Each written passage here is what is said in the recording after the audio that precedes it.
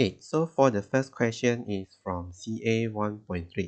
So there are 10 multiple choice questions that you must answer.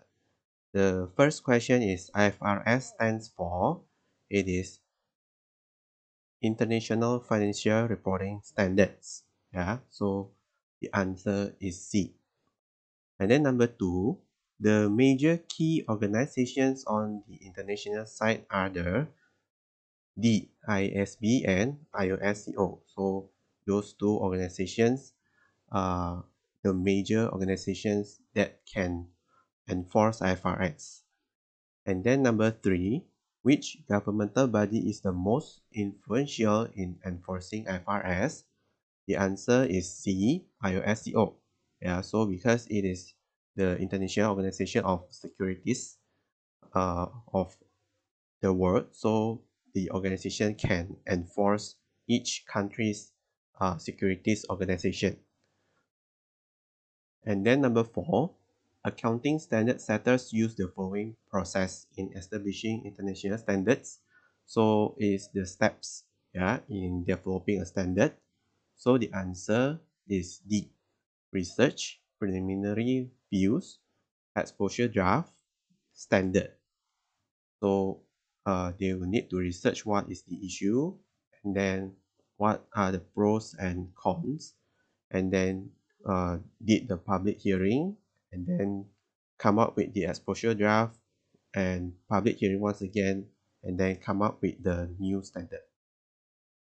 And then number 5, IFRS is comprised of, so the answer is B, yeah, IFRS, IAS, and IAS interpretations. Yeah.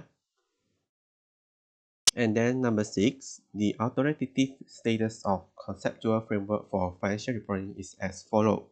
Okay, so the answer is A. It is used when there is no standard or interpretation related to the reporting issues under consideration.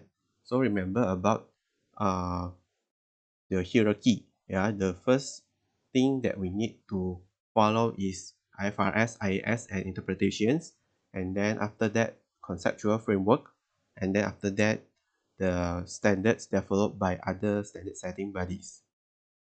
And then number 7, the objective of financial reporting places most emphasis on, the answer is A, reporting to capital providers.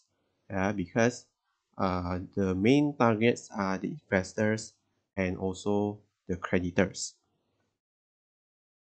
And then number 8, general purpose financial statements are prepared primarily for, the answer is B, external users, because investors and creditors are external users.